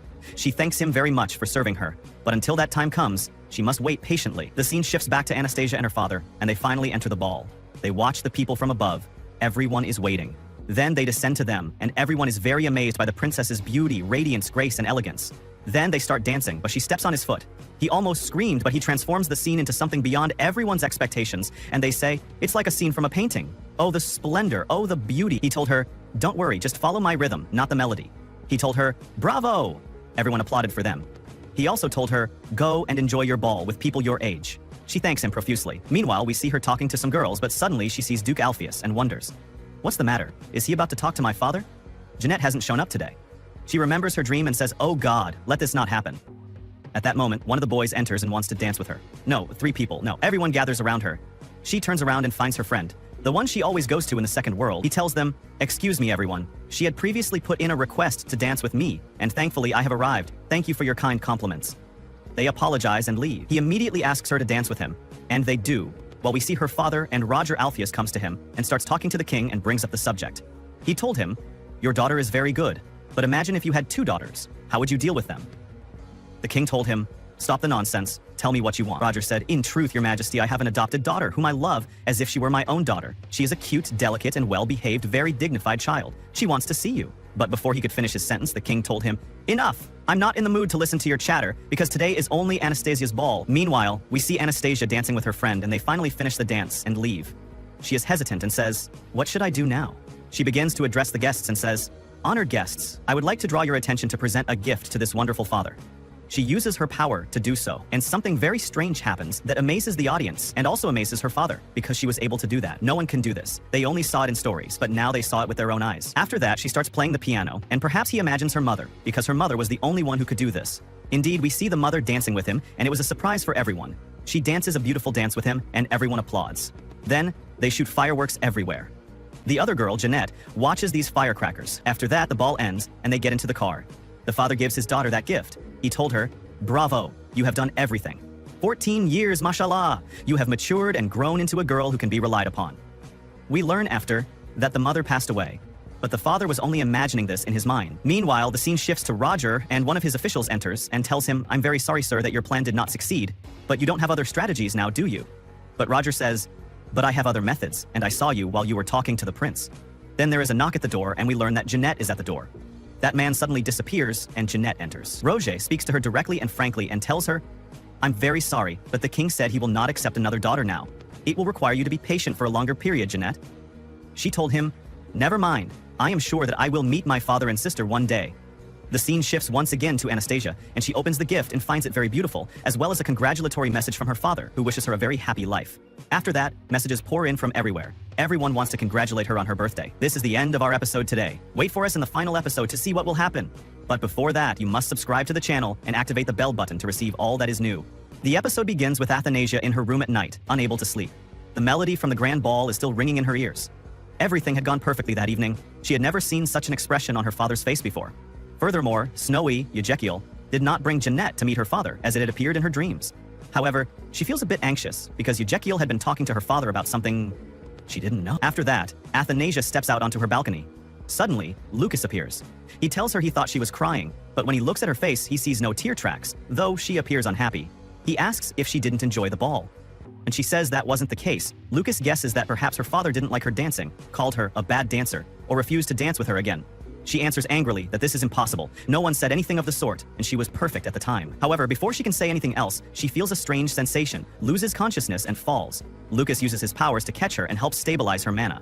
He tells her she experienced too many emotional highs and lows today, causing her mana to overflow. When she says she tried to control it herself but doesn't know why this happened, Lucas concludes that her body is simply too weak. He decides they must intensify her training starting tomorrow. He uses his magic to tuck her into bed, telling her to rest. He knows this mana consumption is just to restore a little energy because she is so small and weak. Lucas debates with himself or his inner demon, noting that he always ends up taking care of her, which is annoying and drains the mana they need to recover. However, the good side of Lucas argues that if they abandon her, she will likely die immediately. Despite the internal conflict, Lucas decides to stay with her. The next morning, Athanasia wakes up to find many invitations from noble families asking her to attend their banquets. As she looks through them, her maid asks which one she will accept first, suggesting the Marquis Arain family because she heard there is a handsome young man there. Lillian enters and scolds Hannah, the maid, for interfering, stating that if the princess is looking for a partner, she has nothing to worry about. Athanasia wonders to herself if she can even attend banquets outside the palace, as she has never left before. She decides to ask her father. Athanasia goes on a boat ride with her father and asks him about leaving the palace. He refuses immediately. Athanasia is surprised by his quick rejection. Claude recalls the ball, remembering how everyone wanted to dance with her and how Ezekiel asked for a dance. He tells her he absolutely refuses because there are too many flies outside. He then asks why she suddenly suggested coming out to the lake. She answers that the weather is beautiful, and it is nice to enjoy a boat ride with him. Claude remembers a time when his daughter was small and fell into the lake, though she doesn't recall it. Athanasia then asks to see the flowers nearby, hoping to use the relaxed atmosphere to ask about leaving the palace again. Claude is surprised she likes the flowers. Athanasia tells him the lotus flowers are beautiful. Claude uses his magic to lift the flowers out of the water for her to enjoy. However, Athanasia is terrified by their true form. They look like monsters. She screams and begs him to take them away. The accident at the lake, Athanasia and her father fall into the water. Athanasia is extremely embarrassed, thinking, I fell, and Dad saved me again. This is the most embarrassing day of my life. Not only did she fail to convince him to let her leave the palace, but he also declared that he would tighten the security around her from now on. Back at the palace, later Athanasia is seen in the kitchen helping Lillian. Lillian tells her she doesn't need to help with the chores. Athanasia explains that she loves the kitchen and tries to clear her mind by cooking. Lillian asks what she plans to do about the invitations she received earlier. Athanasia replies that her father is being overprotective and won't allow her to go anywhere after the falling incident. The gift of the rose garden Felix arrives and tells Athanasia that her father has a gift for her. He says, he knows roses are your favorite. He had a plot of land planted in this garden a few years ago. You can use it however you wish. You can even host tea parties here, as he knows you want to make friends since he won't allow you to leave the palace. Athanasia is dazzled by the garden's beauty and immediately starts thinking about which friends she wants to invite for tea. The tea party begins later. A maid asks Athanasia if she has finished writing the invitations, as they are about to be sent. Athanasia invites her friends, the first being Jeanette. Jeanette is overjoyed when she sees the invitation and hurries to the palace. Upon arrival, she admires the palace, but is surprised to find no one around. Jeanette meets Claude suddenly. The Emperor appears. He is angry to see her in the palace without permission. Jeanette is terrified, stammering, I wasn't trespassing. I came with an invitation to a tea party. Claude tells her he isn't interested in her name, but she should consider herself lucky to be Athanasia's guest. Otherwise, she wouldn't leave safely.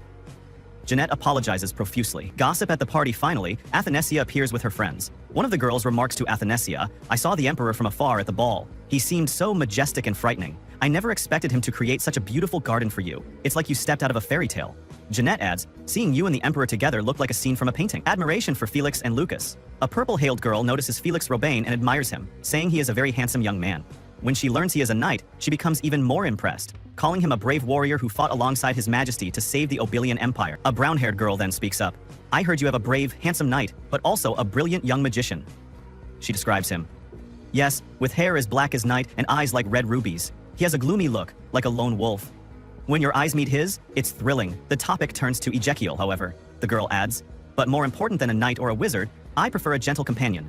For example, the young man from the Duke Alpheus family. Jeanette replies that Ezekiel was lucky enough to be able to dance with the princess, adding, I will make sure to pass on everyone's praise. When the girls realize she is Ezekiel's younger cousin, technically living as such, they all surround her, eager to talk about him. Athanasia and Lucas clash. Athanasia, ask Lucas, what is your problem? Are you not well? Then, snapping at him, she says angrily, are you trying to say goodbye? You have the worst personality. She then storms off, furious with Athanasia's inner thoughts. Athanasia thinks to herself, thank you for saving me, Jeanette. Socializing is so exhausting. They are all cute girls, but it remains difficult to deal with them all. Jeanette is exactly as she appeared in my dreams. She always wins everyone's trust and love. Flashback. The encounter with Jeanette. Athanasia recalls a moment when Jeanette called out to her, asking, can I return to the palace with you? Athanasia had replied, I'm afraid that won't work. The emerald palace that my father prepared for you is in the opposite direction. If there is nothing else, I must be going. Jeanette asked her to wait, saying, excuse me, could you teach me palace etiquette? I am not well versed in these matters, and I am worried about my inability to adapt. I have always looked forward to being able to live with family. Back to the tea party. Returning to the present moment, Jeanette approaches Athanasia and asks, Your Highness, are you tired? Or do you feel that the topic of those conversations was meaningless? Athanasia replies, no, not at all. It's just that this was my first tea party and I'm still not used to it yet. Jeanette smiles. That is good. I was worried we were bothering you, Your Highness. Athanasia reassures her. It's not that at all. I enjoyed spending time with you all. I just don't know how to talk to everyone yet, and I fear they might find me boring. It would be painful if everyone hated me. Jeanette assures her no one hates you, and tells her she truly wants to be her friend. She asks, can I invite you to my home as a guest next time? Athanasia replies, if the opportunity arises. Jeanette beams. Really? I look forward to it. Just then, the other friends arrive and complain playfully. Are you inviting Her Highness secretly without us, Miss Magritta? That's not fair. We want to invite her too. Athanasia finds Lucas sleeping. Athanasia goes to her room, happy that she made many friends today. She finds Lucas sleeping there and wonders why he is there. She looks at him and recalls her friend's description. They said his hair is black as night and his eyes are like red rubies. His gaze is gloomy like a lone wolf, she thinks to herself. Looking at him from this angle, I guess he is a little handsome, but his personality is the worst. Dark magic traces suddenly. Lucas wakes up and asks, what were you muttering about? Athanasia is startled. He continues, did I scare you? Or are you angry out of a sense of guilt? You're the only one who knows. He then scolds her. I left you alone for 1 day, and you attracted something filthy again. Athanasia asks, what filthy thing? Did you get rid of it? Lucas ignores the question and tells her he is going back to sleep. However, internally, Lucas recalls seeing Claude earlier with filth, traces of dark magic trailing behind him. He thinks to himself, it seems my discoveries this afternoon weren't just illusions. Even Athanasia has it on her. He wonders, where are these traces of dark magic coming from? Outro. And so ends today's episode. If you liked the video, please press like and don't forget to subscribe to the channel and hit the bell icon to receive all the latest updates. At the beginning of the episode, we see a person talking to himself, saying, it's time I give the princess a little surprise here. After saying that, he starts laughing. After that, the scene shifts to the events of the next day, where we see Ezekiel reading in the princess's library. The princess was wandering around the library, looking around trying to understand what the hell is going on. Suddenly, she notices Ezekiel reading there, so she says to him, Ezekiel, how did you get in here in the first place? I mean, don't you know this library belongs to me, meaning it is my private library? Ezekiel says, really? Is that so? Well, I didn't know that. What will you do now? Are you going to throw me out? Our heroine says, look, lying is wrong. I mean, you got in here by lying. He replies, oh, really? I remember you lying to me somewhere too. Isn't that right, Miss Angel? Upon hearing that, our heroine remembers that she initially told Ezekiel she was an angel, so she starts to blush a little. Then Ezekiel says, now tell me, what should we do here? But our heroine doesn't say anything. Ezekiel says, never mind that. Can I read my books here? Just as she was about to say something, Lucas comes from behind and says, no, definitely not. I mean, you can't read here. Ezekiel says, forget it. Who are you to butt in? I didn't ask you anything. Lucas replies, look, it is what it is. If you aren't allowed to read, you won't read. And we see a dispute break out between the two. Here, the princess says, stop it, you two. I am still here. How can you fight in my presence? Ezekiel apologizes and says, forgive me, I overstepped my bounds a little. Then he adds, by the way, I want to know, who is this person? So, our heroine introduces Lucas to him. Ezekiel says, oh, so this is the magician you left me for. All right, no problem. I will leave now.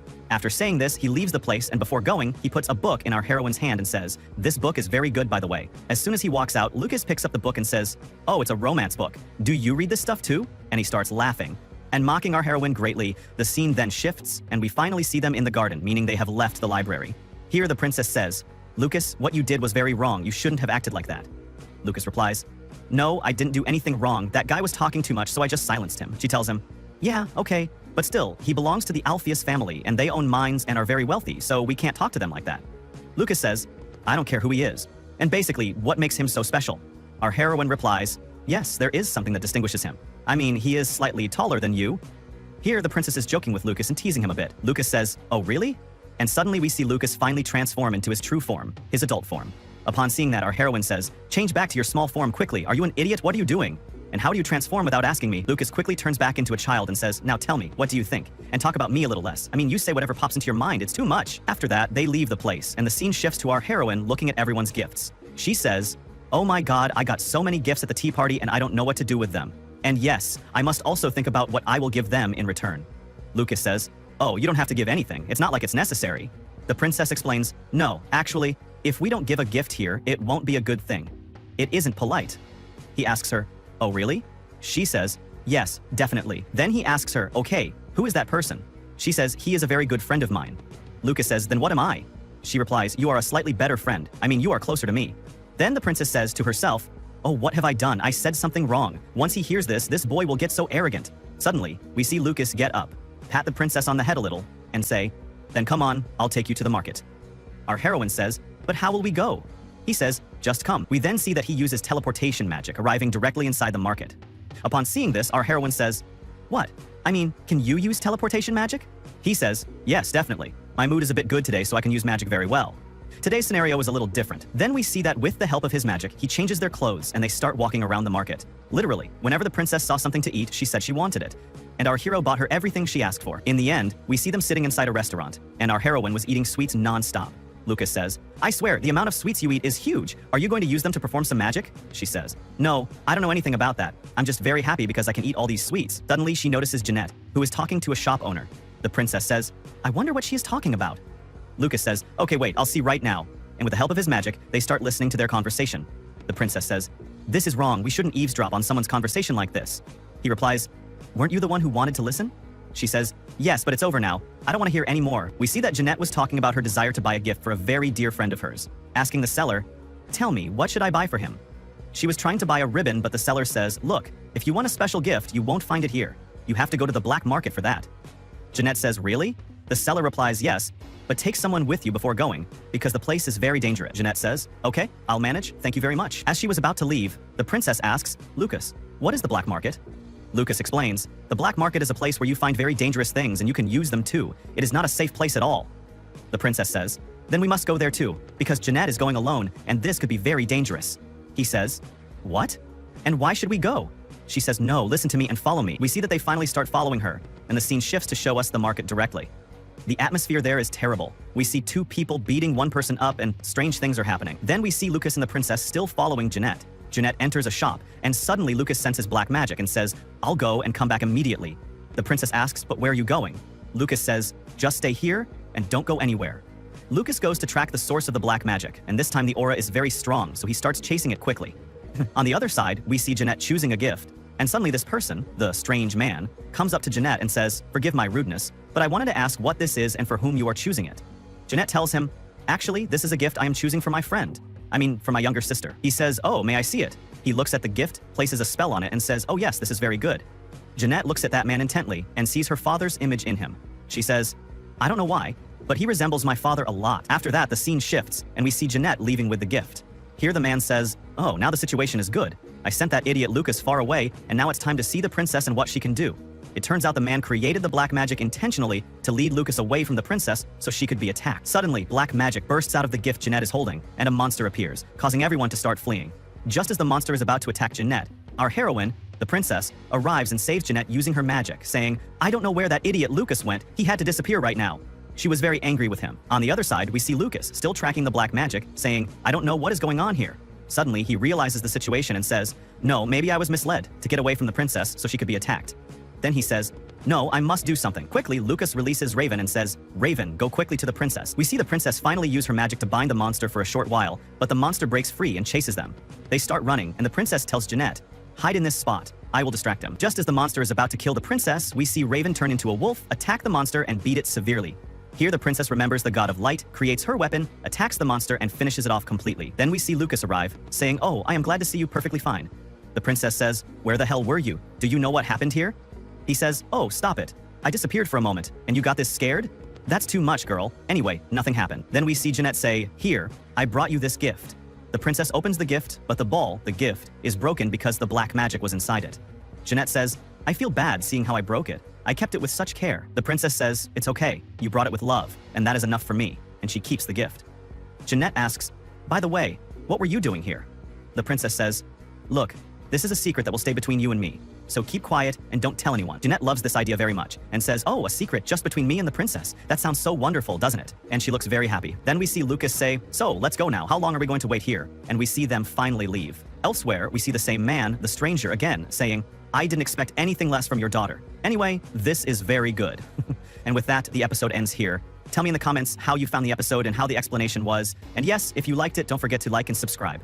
All right, let's meet in a new video and a new explanation. Until then, take care of yourselves. Goodbye. At the start of the episode, we see Felix talking to the king. He tells him that the farmers have requested the help of mages because monsters are appearing frequently these days. It's harvest time now, so they desperately need mages to help keep the monsters away.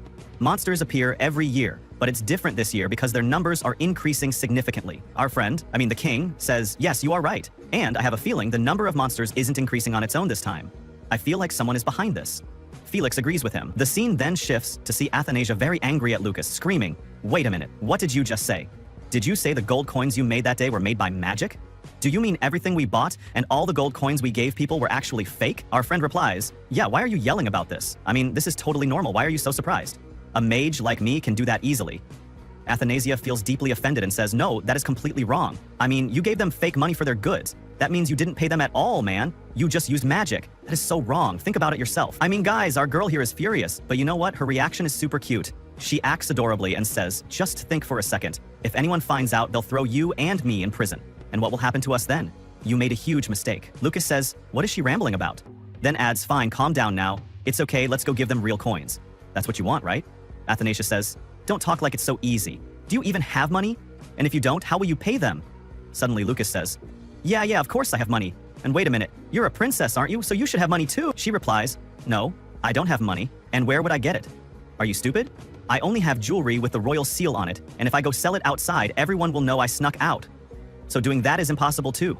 So, we can't do anything now. Suddenly, we see Felix arrive. The maid says, Athanasia Kema Felix is here. Felix brought chocolate and tea for Athanasia. He comes in and tells her, actually, His Majesty is busy today too.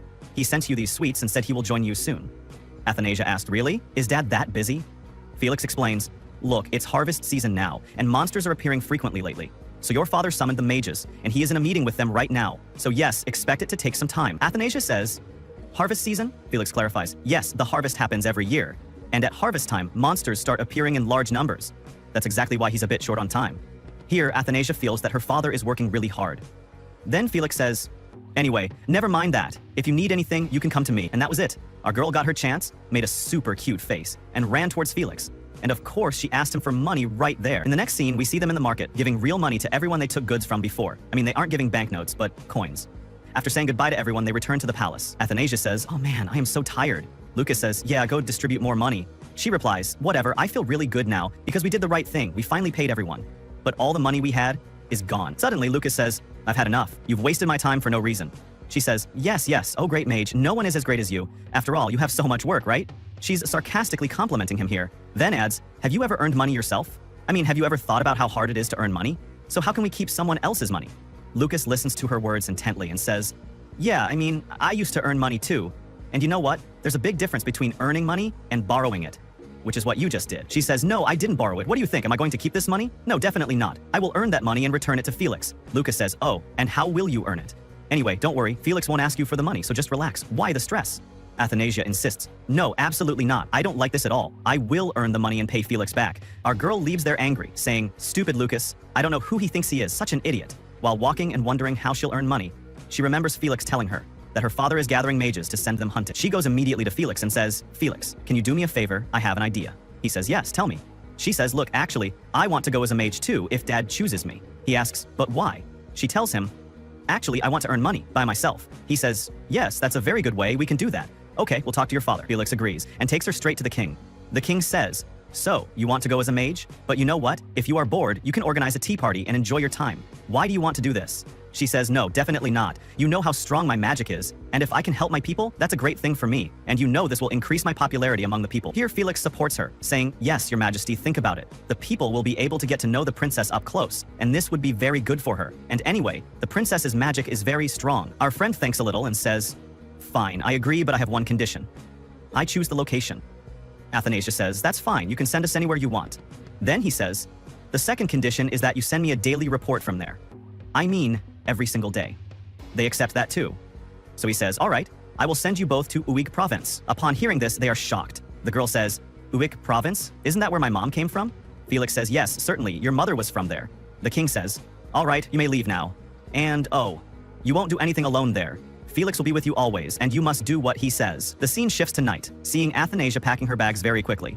Lucas says, why are you packing so much luggage? Are you going somewhere? She says, stop it now. Who listens to you here? I am going to a very important place tomorrow.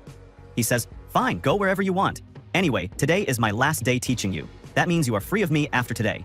The girl says, yes, definitely. I won't have to listen to your rambling starting tomorrow. Lucas says, yeah, and I'm leaving here today.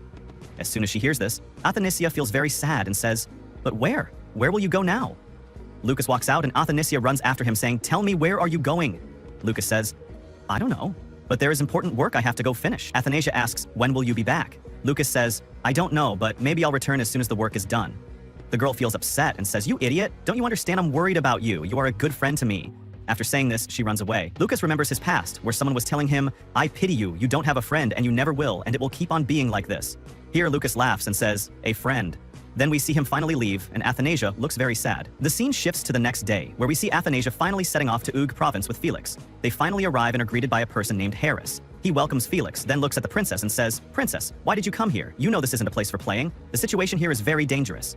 This guy is really underestimating the princess. Felix tries to explain to him, look, my friend, our princess is very strong, so don't worry about her. You will understand this later. While they are talking, shouts rise up. Run away from here. The monsters have started attacking. The mages try to protect everyone, but the monsters are too strong. Just as a monster is about to kill one of the mages, Athanasia steps in, creates a magic shield, stops the monsters and says, you guys just focus on creating the barrier. I will defeat these monsters. She calls upon the wind, saying, oh wind, be my strength, and releases a very powerful magic that wipes out all the monsters at once. Harris is completely shocked and says, I didn't know the princess was this strong. Felix says, maybe you didn't know, but this magic can only be used by the princess. The scene moves to night, where everyone is holding a party to celebrate the princess's arrival and her help. We see the princess returning the money to Felix, and after her insistence, he accepts it. Then Harris says, you look exactly like your mother. You are truly amazing, and my respect for you has grown. Forgive me for my rudeness earlier. The girl asks him, did you know my mother? He says, yes, certainly. He begins telling a story from the past, when the evil Emperor Anastasius used black magic and caused a famine in Uig province. Back then, your father came and brought food and helped us, while your mother was treating everyone. They weren't married then. On the night of a dance ball, your father met your mother and was captivated by her, and so things went on. Your father killed the monsters and built the Obelian Empire after killing Anastasius, the black magic user. Athanasia feels happy that her parents met in this place. Meanwhile, on the other side, we see the evil man holding a ribbon in his hand, saying, Athanasia, I hope you like my second gift. Laugh as much as you want today. The scene shifts to see Lucas standing in a strange place, holding something in his hand and saying, black magic is emitting from here.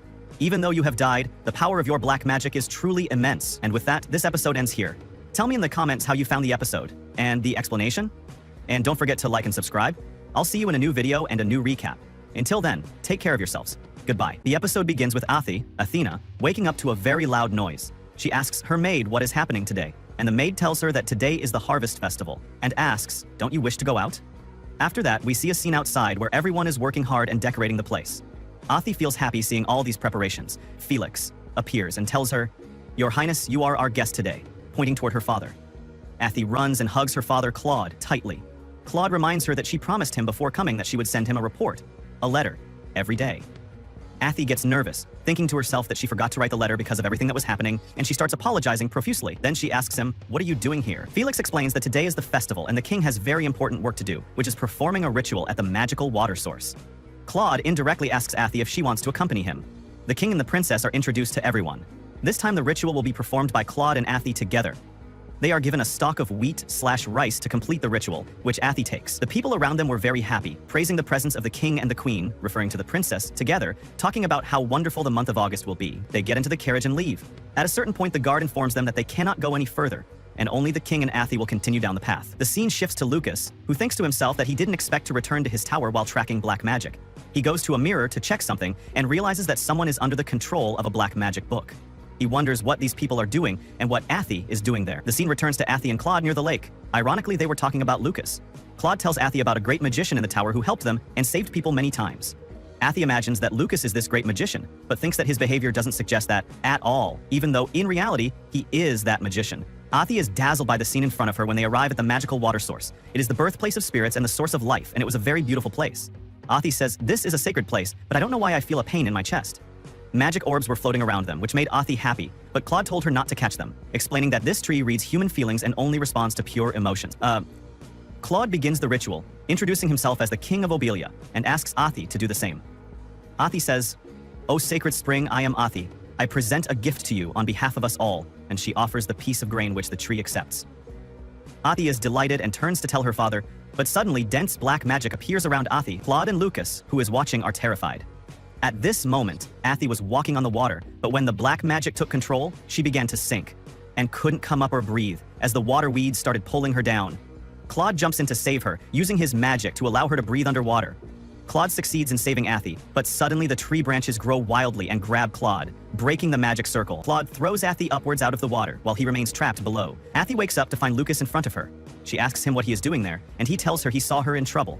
Lucas discovered that her hair ribbon contained black magic and destroyed it, noting that someone did this on purpose. Athy asks about her father, and Lucas shows her that Claude is trapped and in a deep sleep, coma. Athy is shocked and tries to wake him, but to no avail. Lucas tells her he tried as well, but his magic doesn't work here. Athy wonders why her father sacrificed himself to save her. She remembers Phoenix's words from the past about how Claude loves her very much, but doesn't show it, and that her mother Diana loved her too. Athy decides to enter the magical barrier. Lucas warns her that it is very dangerous because the spring's purification process has begun, and if she doesn't get him out before the process ends, they will both be erased. Athy insists on going in, saying, "I don't care, I want to save my dad, I have no one else in my life." Lucas uses his magic to help her enter Claude's mind, consciousness, warning her to return before the purification ends. Athy enters and sees Claude's memories. The first thing she sees is her mother, Diana. Claude's memories are filled with Diana. We see the dance scene where Claude fell in love with Diana for the first time. Athy gets swept away in the flow of memories and sees that Claude never forgot Diana, even after her death. Then, we see a painful memory where Claude asks Diana not to give birth to the child, Athy, because it will kill her, telling her that she is more important to him than the child.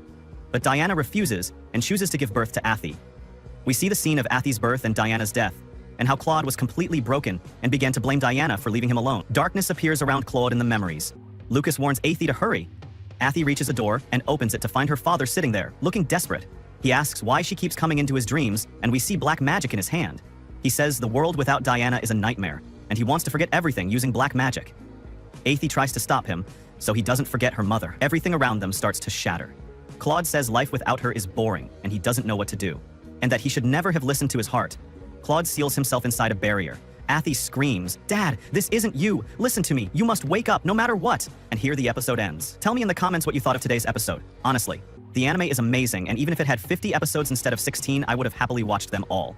There is one final episode left, which I will explain next week, and with that, the series will conclude.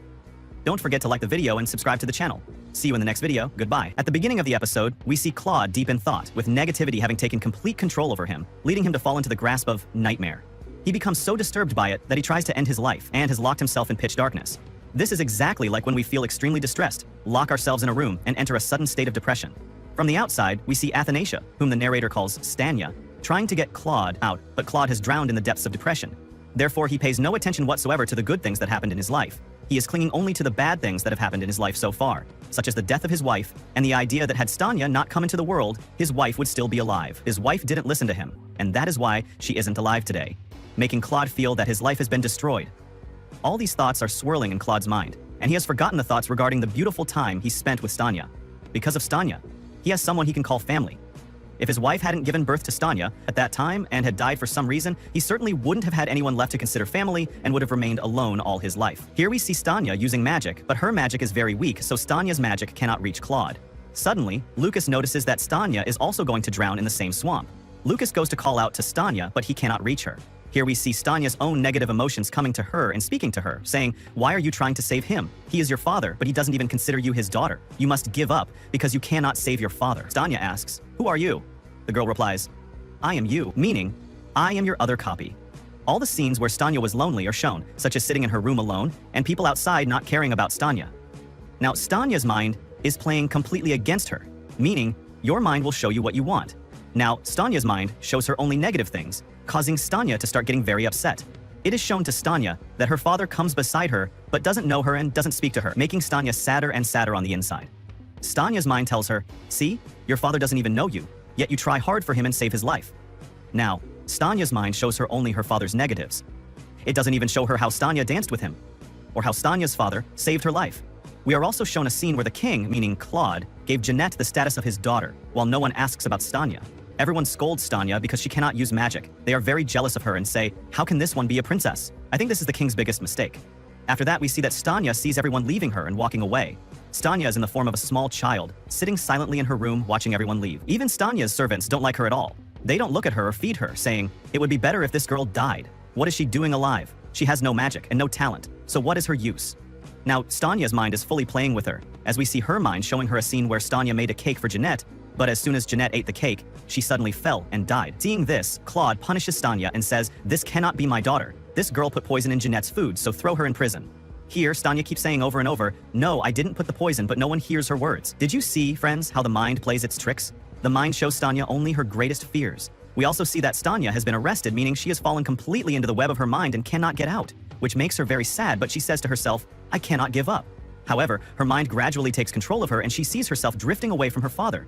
Then the other Stanya appears and says, do you really think you can save your father? We see vines completely grabbing Stanya. Seeing this, Lucas tries to use magic and attempts to wake Stanya up repeatedly, but Stanya is completely broken inside, so she never wakes up. But suddenly, a light shines and very strong magical energy bursts from Stanya's forehead, which amazes Lucas as well, and he says, how is it possible she possesses all this magical energy? Then we see Stanya breaking free from those vines, and finally, Stanya's mother comes to her and hugs her. Stanya is in huge shock upon seeing this. Stanya's mother kisses her continuously, but Stanya gets a little confused and says, Mom, what are you doing? The mother hugs Stanya, so Stanya says, let me go, I can't breathe. Stanya is very moved to see her mother and says, is this really you, Mom? The mother says, yes, it is me. Stanya says, I was having very bad dreams, Mom. What was that? Her mother replies, actually, that was the reality of your parallel world, meaning you lived that life in your parallel world. You know parallel universes, where there are many universes like ours, and there are many worlds of Earth not yet seen, but people believe in their existence. For example, you are eating now, in another world you have already eaten, in a third world you are sleeping, and in a fourth world you have woken up. I hope you understood. After hearing this, Stanya is greatly shocked. Then her mother says, you have seen this before, and these things could have become reality in this world, but you took different steps than in that world of yours. Meaning, you didn't fear your father and went to speak to him. Otherwise, in your original world, you were afraid of your father and didn't speak to him.